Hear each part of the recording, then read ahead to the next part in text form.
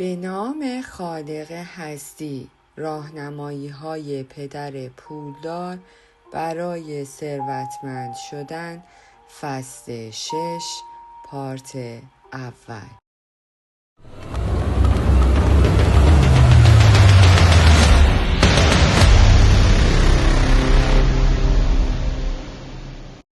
بهای تغییر چیست؟ دیوانگی یعنی این که برای تغییر هیچ اقدامی نکنیم و انتظار تغییر همه امور را داشته باشیم.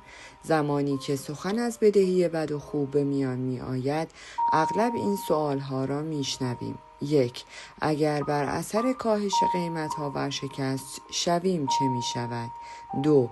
اگر اشتباه کنم چه می شود؟ 3. اگر موفق به تسویه بدهی نشوم چه می شود؟ 4. اگر به معامله املاک علاقمند نباشم چطور؟ 5. چطور وقتی قیمت‌ها در محل زندگی ما اینقدر بالاست خرید و فروش کنیم؟ 6. آیا تمام بدهی‌ها با خطر روبرو نیستند؟ 7. آیا بهتر نیست بدهی نداشته باشیم؟ این سوال‌ها اغلب در واقعیت مطرح می‌شوند و فرضی نیستند. یک سرمایه گذار معروف معتقد است باید تمام سرمایه گذاری ها را به چشم سرمایه گذاری بد و نامناسب نگریست، اما به آنچه این سرمایه گذار توجهی نکرده دقت کنید. البته نگرانی شما بسیار بجاست. در نتیجه چنین طرز تفکری میلیون ها نفر دچار ترس از اقدامات خطرناک می شوند و هیچ اقدامی در زمینه بهبود وضعیت مالی خود نمی کنند. بار دیگر نگاهی به آمار ارائه شده توسط بخش رفاه و آموزش و سلامت ایالات متحده داریم. در 65 سالگی 1% ثروتمندند، 4% وضعیت مناسبی دارند، 5% هنوز کار می‌کنند چون مجبورند و 54% با حمایت خانواده یا دولت زندگی می‌کنند. 36% فوت کردند. به نظر می‌رسد یکی از دلایلی که چرا فقط 1% از افراد به ثروت دست یافتند این است که اغلب افراد درست زمانی که نیاز به تغییر دارند قادر به تغییر نیستند و به همان زندگی عادی ادامه می‌دهند. مطمئن هستم بسیاری از افراد علاقمند به تغییرند ولی با شک و تردید و ترس‌هایی از این قبیل از این کار عاجزند. اگر ورشکست شویم چه کنیم؟ اگر اقدام به اشتباه باشد چه می شود؟ اگر موفق به پرداخت بدهی نشویم چه؟ به عبارت دیگر بسیاری از مردم نمی توانند تغییر کنند چون زندانی و اسیر تردیدها و ترسهایشان شده‌اند. این ترسها و تردیدها آنها را مجبور می کند همان کارهای همیشگی را انجام دهند و امیدوار باشند که همه چیز تغییر خواهد کرد و این همان تعبیر دیوانگی است. سایر قوانین نیوتن. پدر ثروتمند معتقد است برای افرادی که از اشتباه کردن می‌ترسند اغلب ساده ترین کار این است که هیچ اقدامی نکنند. بر اساس قانون بقای انرژی توسط اسحاق نیوتن، بدنی که استراحت می‌کند در حال استراحت هم باقی می‌ماند. بدنی که در حال حرکت است همچنان به حرکت کردن تمایل دارد و به عبارت دیگر شخصی که باقی ماندن در یک حالت را ترجیح می دهد و برایش راحت تر است ریشه در این دارد که بدن در حال حرکت ترجیح می دهد در همان حالت حرکت باقی بماند. بدن در حال سکون نیز ترجیح می دهد در همان سکون باقی بماند. پس مفهوم میلیونر شدن این است که کاری متفاوت را شروع کنیم، از فرصتها بهره ببریم و با اقدامی تازه اشتباه کردن را بیاموزیم و در نهایت چیزی جدید به دست بیاوریم. این کارها بسیار ساده و راحت است و دلیل این که بسیاری از افراد از این اقدام دوری می کنند این است که از قانون نیوتن بی اطلاع هستند. تغییری بیش از شغل خود انجام دهید. در کتاب 4 ضلعی صورت نقدی پدر پولدار با توجه به پول و تجارت 4 گروه متفاوت از مردم دنیا را معرفی کردم. 4 ضلعی زیر به این معناست: 1. کارمند. 2. خوداشتغال یا کارفرمای تجارت‌های کوچک. 3. صاحبان تجارت‌های بزرگ و 4. سرمایه گذاران. این 4 گروه عبارتند از کارمند، خوداشتغال یا دارای تجارت کوچک و خرد، صاحبان تجارت بزرگ و سرمایه گذار. در این کتاب تفاوت‌های بین هر یک از این 4 گروه را توضیح داده‌ایم و چگونگی تغییر در هر یک از آنها نیز مطرح شده است. این 4 چوب را به این دلیل مطرح کرده ایم در حالی که بسیاری از افراد خواهان تغییر هستند، بسیاری دیگر در چارچوب خود گرفتار شده اند. برای مثال، بسیاری از افراد پس از اتمام تحصیل کاری پیدا می کنند و تا زمان بازنشستگی همان کارمند باقی می مانند. اگرچه ممکن است دوست داشته باشند تا کاری متفاوت انجام دهند، شروع به سرمایه گذاری کنند و یا به تجارت بپردازند. بسیاری از افراد اغلب تغییر می کنند، ولی این تغییر فقط درون چارچوب فعلی خودشان است. به طور نمونه، بسیاری از افراد درون چارچوب کارمندی تغییر می کنند و به همین دلیل هم به دنبال منافع مادی و معنوی از این شغل به آن شغل می روند. همانطور که در کتاب شرح داده شده است، چون قوانین مالیاتی محکمی در بخش حقوق کارمندان اعمال می شود، افراد کمتری ثروتمند می شوند. اگر کسی بخواهد از یک چارچوب وارد چارچوب دیگری شود، معروفترین تغییر حرکت از قسمت کارمندی به قسمت خودکارفرمایی است. گاه از این افراد شنیده شده است که گفتند میخواهم برای خودم کار کنم و رئیس و کارفرمای خودم باشم. البته این قسمت هم برای ثروتمند شدن مشکل است، چون به محض کار نکردن درآمد شخص متوقف خواهد شد. البته قوانین مالیاتی نیز در این قسمت سنگین و دشوار به نظر می رسد. 2 گروه صاحبان سرمایه بزرگ و سرمایه گذاران در این 4 چوب سهل‌ترین گروه ها برای به دست آوردن ثروت زیاد هستند. ولی این راه نیز تلاش و مبارزه شخصی متفاوتی می‌طلبد. اگر بخواهید اطلاعات بیشتری درباره این 4 چوب‌ها داشته باشید و از چگونگی تغییرات لازم برای پولدار شدن مطلع شوید، می‌توانید به کتاب 4 چوب نقدینگی پدر پولدار مراجعه کنید و قانون بقای انرژی نیوتن را به خاطر بسپارید.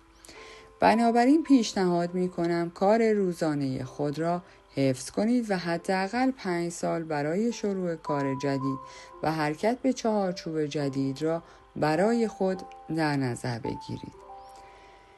برای به دست آوردن شانس میلیونر شدن فقط 4 چوب خود را تغییر دهید. بسیاری از مردم به این دلیل که از گروه کارمند یا صاحبان تجارت‌های کوچک هستند، به امید پولدار شدن در قرعه کشی‌ها یا مسابقات تلویزیونی شرکت می‌کنند. اما بیشتر افرادی که پولدار می‌شوند اغلب یا از صاحبان تجارت‌های بزرگ هستند یا سرمایه گذار. یکی از راه‌هایی که شخص می‌تواند شانس میلیونر شدن خود را افزایش دهد، تغییر بین همین 4 چوب هاست. البته با وجودی که ضمانتی ندارد، اما پس از مدتی شما به عنوان کسی که از 2 چارچوب تجارت بزرگ و سرمایه گذار اقدام می کنید شانس های بزرگتری هم پیش رو دارید. بر اساس آمار کمتر از 1% از کسانی که از گروه کارمند و در عین حال تجارت‌های کوچک اقدام می‌کنند موفق به میلیونر شدن می‌شوند.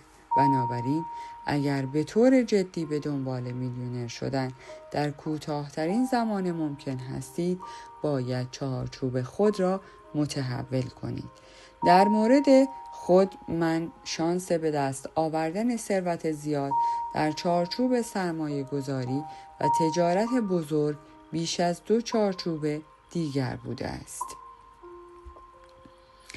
و در آن 2 قسمت من هیچ شانسی برای پولدار شدن نداشتم. وقتی از مردم سوال می کنم چه کسی می خواهد میلیونر باشد، البته این را هم می پرسم که آیا می خواهید از طبقه مالی خود خارج شوید؟ برخی می خواهند و عده‌ای هم تمایلی ندارند. چرا؟ پاسخ همچنان در کلمه تغییر نهفته است. برای بسیاری از مردم تغییر مستلزم حرکت از سمت کارمندی و تجارت کوچک به سمت تجارت بزرگتر و سرمایه گذاری است. برای این کار باید بهای زیادی بپردازند، یعنی چیز بسیار بیشتر از آنچه تمایل به پرداخت آن دارند. برای آن گروه از افرادی که نمی‌خواهند تغییری بدهند، بهتر است روش‌های مناسب دیگری برای پولدار شدن بیابند، همچون راه‌هایی مثل صرفه‌جویی کردن، ازدواج با افراد ثروتمند و غیره.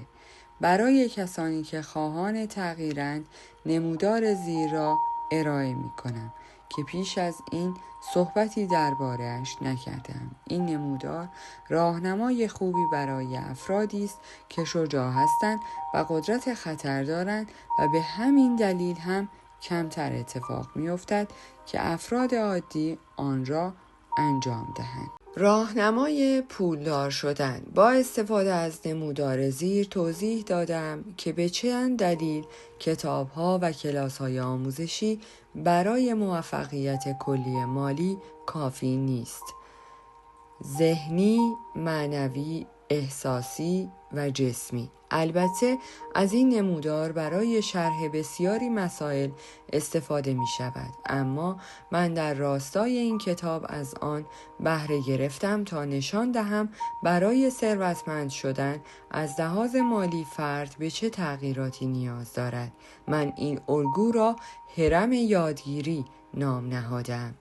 در کتاب 3 راهنمای سرمایه گذاری پدر پولدار، این ساختار 4 ضلعی با 4 ضلع و 4 رأس نامیده می شود. برخی این شکل را هرم می نامند. یکی از معلمان من، آقای فیولر، معتقد است که 4 ضلعی پایدارترین شکل جهان است که نشان می دهد چرا اهرام ثلاثه اهمیت خاصی داشتند و این همه مدت پابرجا بودند. استفاده از این 4 ضلعی در شرح این که برای پولدار شدن چه بهایی باید پرداخت و چه تغییراتی ضروری است بسیار سودمند است. البته این هرم نشان می دهد که چرا برای بیشتر مردم این تغییرات ضروری دشوار به نظر می رسد. یکی از گفته‌های مورد علاقه من نقل از آلبرت انیشتین این است که روح‌های متعالی اغلب با مخالفت‌های شدید اذهان معمولی مواجه می‌شوند. البته هدف محکوم کردن عقاید مخالفان من نیست، بلکه برای یادگیری مطرح کردم که من هم روح بلند دارم و هم صاحب عقاید میان رو و معمول هستم. برای آموزش نحوه کار کردن این هرم به مثال زیر توجه کنید. فرض کنید فردی بر اثر خواندن کتاب به این نتیجه می رسد که زمین و املاک بخرد و بدهی خوب ایجاد کند. بنابراین آنها از لحاظ ذهنی به این تفکر می رسند که با خریدن زمین و ایجاد بدهی خوب ثروتمندتر می شوند و در عمل کار چندان سختی هم نیست، اما اکثر مردم از انجام دادن آن خودداری می‌کنند و موفق به انجام دادن هم نمی‌شوند. شاید اگر فکر انجام دادن آن هم باشند اقدام عملی نکنند. چرا؟ چون از نظر احساسی دچار مشکل هستند و مشکل همزمانی نیز بروز می کند و باورهای احساسی و عاطفی بر باورهای عقلانی آنها غلبه می کند.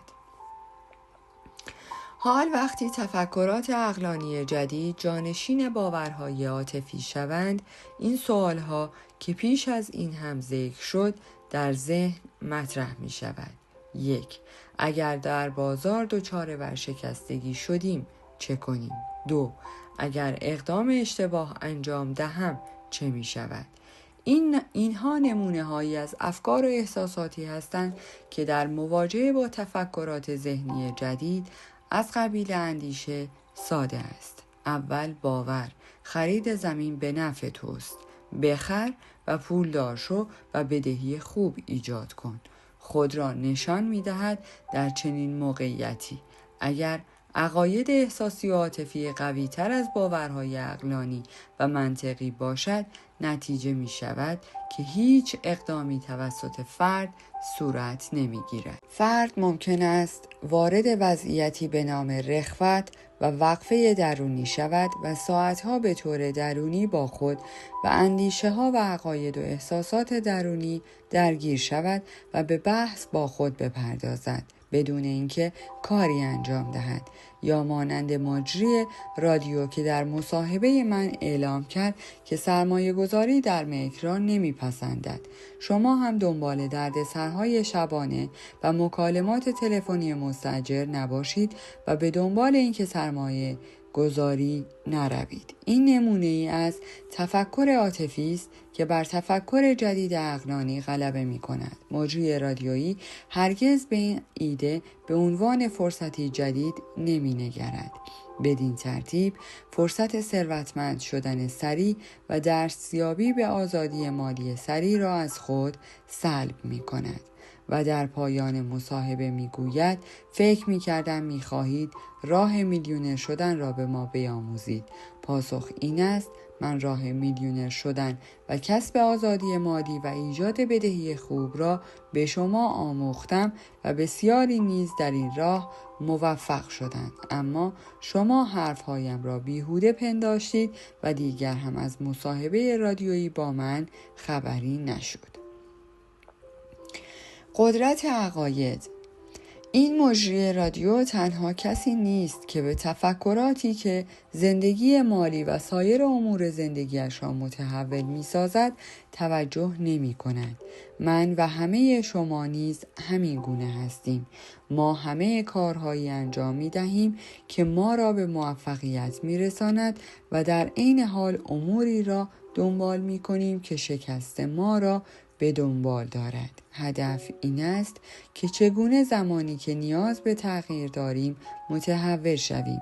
همان گونه که گفته شد دیوانگی یعنی این که کارها را همچنان به یک شیوه انجام دهیم و انتظار داشته باشیم همه چیز تغییر کند. پدر ثروتمند میگوید یکی از علل اصلی که بیشتر افراد ثروت زیادی به دست نمی آورند و آزادی مالی ندارند در معنای ترس آنها از بروز اشتباهات نهفته است و در واقع از اشتباه کردن می ترسند. دلیل این که بسیاری از افراد باهوش و با استعداد به ثروت خوبی دست نمی‌یابند این است که به آنها میگویند اشتباه کردن خوب نیست. در دنیای واقعی هرچه بیشتر اشتباه بیشتری مرتکب شود و از آنها درس بیاموزد و دروغ نگوید، تقلب نکند یا سرزنش نشود برنده است. بنابراین زمانی که به هرم یادگیری مراجعه می‌کنید دلیل عمده این که چرا بسیاری از افراد حتی با وجود تمایل ذهنی میلیونر نمیشوند این است که یاد گرفتند از اشتباه کردن بترسند. پدر ثروتمند اغلب میگوید این دلیل شکست در ترس از شکست نهفته است. ترس از شکست تفکری احساسی است که باید تغییر کند و اغلب نیرویی بیش از عقاید ذهنی دارد و به همین دلیل هم افراد معدودی از این دسته پولدار می شوند. آنچه در دوران تحصیل به کار می آید شاید در دنیای خارج از مدرسه کاربرد نداشته باشد. زمانی که سالها قبل پدر ثروتمند گفت بانک از شما کارنامه تحصیلی نمی خواهد، یکی از مهمترین ترس‌های زندگی را به من آموخت و آن این بود که هر آنچه در دوران تحصیل به کار می آید در دنیای خارج از مدرسه کاربرد ندارد. زمانی که شاهد مبارزه افرادی هستیم که از نظر مالی دست و پا میزنند، متوجه میشوم آنها اغلب این کار را به سادگی انجام میدهند، چون نمیتوانند از عقاید قدیمی خانواده، دوستان و مدرسه جدا شوند و رهایی یابند. به عبارت دیگر آنها پیرو عقایدی هستند که خودشان هم ممکن است حتی از وجود آن خبر نداشته باشند. این عقاید عبارتند از مراقب باش اشتباه نکنی، راه امن را انتخاب کن، برای جمع کردن پول سخت کار کن، شغل مطمئن انتخاب کن، بدهی ایجاد نکن. این عقاید برای افرادی که امنیت را به آزادی مالی ترجیح می‌دهند مناسب است، اما اگر می‌خواهید در اسرع وقت میلیونر شوید مناسب نیست. بنابراین میلیونر شدن برای خیلی‌ها بررسی عقاید قدیمی است که نیاز به تغییر دارند، اما به خاطر داشته باشید اگر قرار است شاهد تغییر عقیده باشیم، اغلب تغییرات عاطفی، فیزیکی، جسمی و روحی و معنوی نیز باید همزمان صورت گیرد. با معرفی ادبیات و واژه‌های مالی در دوران تحصیل مدرسه امیدواریم ایده‌های جدید دارایی بخر، از پول برای خودت استفاده کن، کاری کن که پول برایت کار کند و آزادی مالی داشته باش قابل درک و پیگیری و دستیابی بیشتری باشد. آنچه در جنگ مفید باشد در صلح نمیتواند مفید باشد. برای من ترس از شکست و از دست دادن آن چیزی که برای بسیاری اهمیت دارد مهم نبوده است. همانطور که گفتم شکستی که در 15 سالگی در مدرسه داشتم و علت آن هم ضعف در نوشتن بود، یکی از بهترین وقایع زندگیم به شمار می رود. امروزه من از طریق همین توانایی نوشتن به مراتب بیشتر از دانش آموز برتر مدرسه پول در آوردم. پس از آن تجربه دوران تحصیل آموختم که گزارش واقعی زندگیم همان گزارش مالی من است. اگر قرار بود از اشتباهات یا شکست‌هایم درس بیاموزم، آن وقایع مؤثر بود. دریافتم که من با تمایل قلبی نسبت به اشتباهات و درس گرفتن از آنها مزیت بزرگی نسبت به کسانی پیدا کردم که با تحصیلات دانشگاهی و علمی خود از من زرنگتر به نظر می رسیدند. مسئله اینجاست که در عین آموزش‌های زیادی که از اشتباهاتم داشتم، نترسیدن از اشتباه بود که آموزش‌هایم را محدودتر ساخت. یکی از دلایلی که برای جنگ در ویتنام داوطلب شدم این بود که از لحاظ احساسی و جسمی مبارزات جنگی را تجربه کنم. به عبارتی در شرایطی که اکثر افراد از جنگ رفتن واهمه داشتند و نمی‌خواستند بجنگند، من سعی کردم بهترین تصمیم را بگیرم. بنابراین علی‌رغم اینکه از سربازی معاف بودم داوطلب جنگ شدم. خبر خوب این که شرکت نیروی دریایی دوره آموزشی همگانی برگزار کرد که نحوه غلبه بر شک و تردیدهای عاطفی و جسمی و محدودیت‌هایشان را آموزش می‌داد. ما در این دوره آموختیم که در هر شرایط سخت و دشواری که حتی از لحاظ جسمی و عاطفی درگیر شدیم بتوانیم با اندیشه‌های ذهنی سست و ناهموار مبارزه کنیم. ما آموختیم که وظیفه خود را در هر شرایطی انجام دهیم و مأموریت خود را حتی به قیمت از دست دادن زندگیمان به پایان برسانیم. آنچه مرا در آن جنگ ویتنام زنده نگه داشت آموزش مادی، معنوی، عاطفی و ذهنی بود. نکته بد این قضیه هم این است: زمانی که از جنگ بازگشتم عذاب روحی داشتم و 25 سال گذشته را صرف این کردم که آموخته های لازم برای آمادگی و جنگ را از یاد ببرم. برای بقا در جنگ آموختم که کمتر از 1 ثانیه بجنگیم. ما اغلب باید قبل از فکر کردن شلیک می کردیم. وارد موقعیت های خطرناک می شدیم بدون اینکه به زندگی خودمان فکر کنیم و اگرچه برخلاف میل باطنی ما بود اعمال عجیب جنگ را نیز انجام می دادیم. به عبارت دیگر می بایست از لحاظ جسمی کارهایی انجام می دادیم که مخالف میل باطنی ما بود و اجازه نمی دادیم اندیشه های ذهنی و احساس و روابط عاطفی در انجام دادن کارهایمان دخالتی داشته باشند. وقتی از جنگ برگشتیم متوجه شدم توانایی در غلبه بر ترس و تمایل به جنگیدن مرا عقب نگه داشته است. در زمان صلح نیازی به رفتارهای جنگ طلبانه و مبارزه پسندانه نیست. بین جنگ و صلح تفاوت بسیاری وجود دارد. در زمان صلح نیاز داشتم فکر کردن و عمل کردن همانند یک سیاستمدار را بیاموزم. در پایان از شما دوستان عزیزم می‌خواهم برای حمایت بیشتر ما کانال ما را به دوستان خود معرفی کنید.